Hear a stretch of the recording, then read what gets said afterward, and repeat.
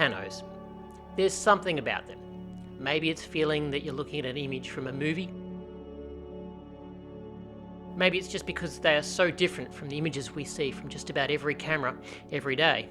Or maybe it's because it's rare, something you can't get from a regular camera. Or maybe, just maybe, it's an excuse I give myself to buy yet another camera. Whatever it is, I've been getting more and more interested in them over the last few years. After watching way too many Nick Carver videos, I decided I didn't just need a 617 camera.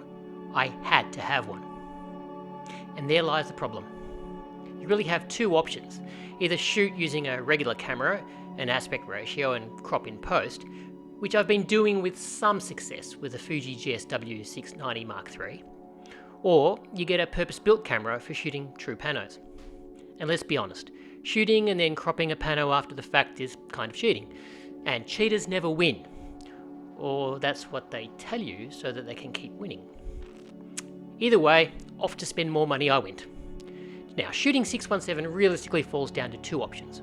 Option 1 is a view camera, or 2, a jumped up box brownie with a large format lens slapped on the front.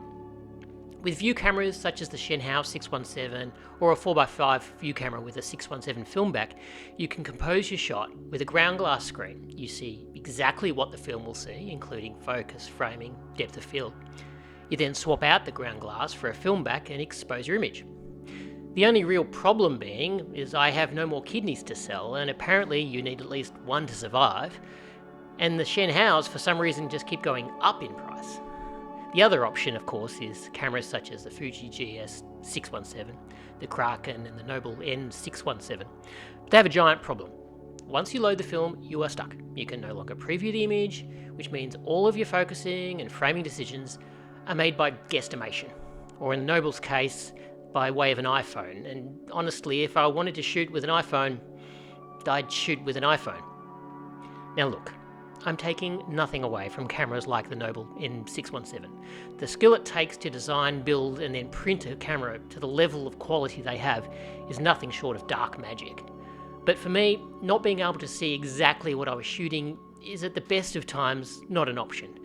And add to that the fact that with you're only getting 4 frames per roll of 120, with film prices what they are, trusting a frame that is realistically costing you north of $20 per shot to an iPhone stuck to the top of your camera, it's just not happening. Then, as is always the case, the internet's told me about a new 3D printed 617 camera, the Chroma 617. With one party trick that really got my attention, a removable film back. This means you can swap in a ground glass just like a standard view camera and compose your image. You obviously don't get the standard rise and fall, tilt and swing of a view camera, but for my purposes that was the sacrifice I was happy to make. So I placed an order with a lens cone for a 135mm Fuji lens, and also I opted for the focusing screen with a Fresnel lens to make the image even brighter when focusing.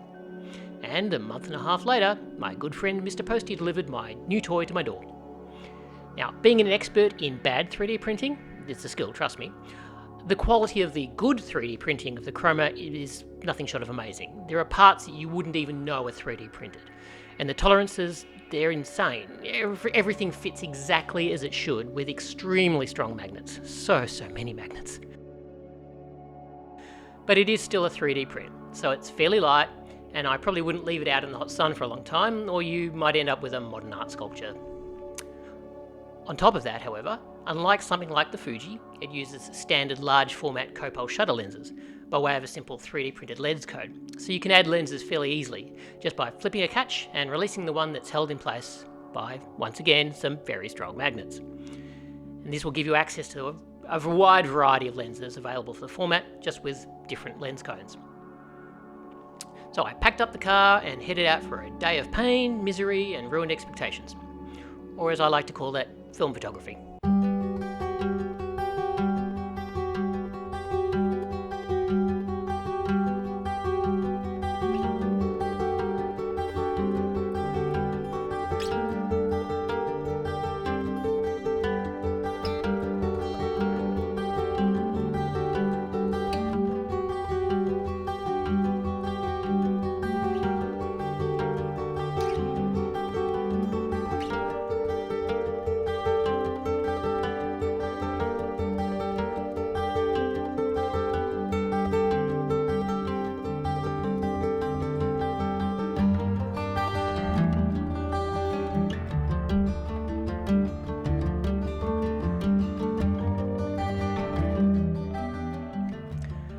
Loading film into the back of the 617 is about as basic as it gets. There's your standard red window to show frame numbers, and with 617 you shoot on frames 2, 5, 8 and 11. So I decided to load up some Gold 200. Now, in 35mm it is far from my favourite film, but I figured maybe in medium format the grain will be less noticeable and the warmth of the image might help combat the bland and dreary weather. And so I was off to find my first composition. And boy, I have not had my ass handed to me by a shoot like this in a long time. The framing of a 617 image is just so alien compared to all my other cameras and their aspect ratios. Thinking in 617 panos really does take a lot of practice. So for my first image, you'll see here I very carefully framed up the worst possible composition. And here it is. As you can see, the Gold 200 added absolutely nothing to the image. You might also notice what looks like a light leak in the bottom right hand corner. We'll get back to that in a minute. Hot on the tail of my first dog's breakfast of a shot, I found 2 more compositions.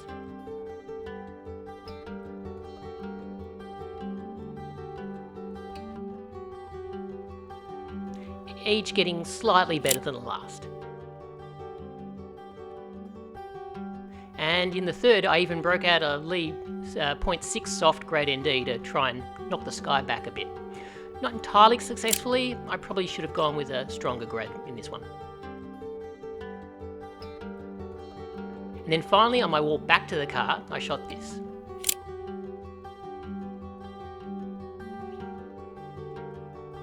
Is it a good image? Nah. Would I add it to my portfolio? No. But it does one thing, and it redeems it for me. It is better than my first image. And that realistically was all I was looking for in my first go around on what is an entirely new format and style of shooting for me. So let's get to the elephant in the room, the light leaks. After developing my first roll, I noticed a very noticeable leak on every frame at the exact same location.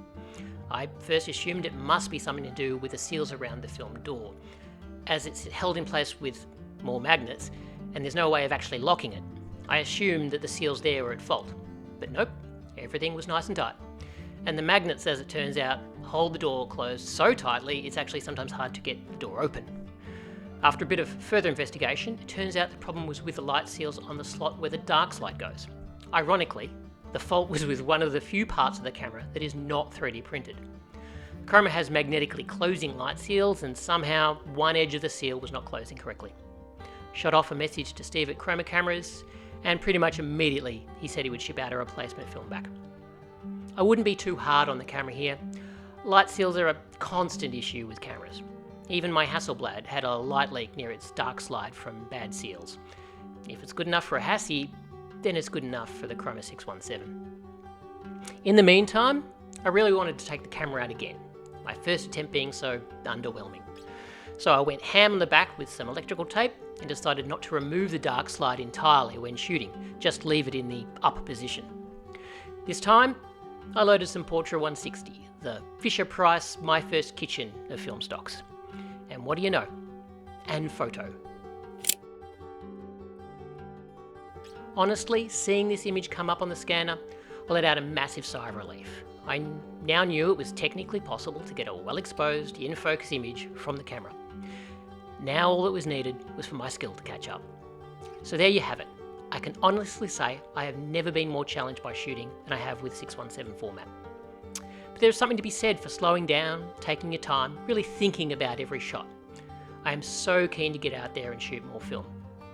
My only real last question is, does anybody want to buy a slightly used kidney?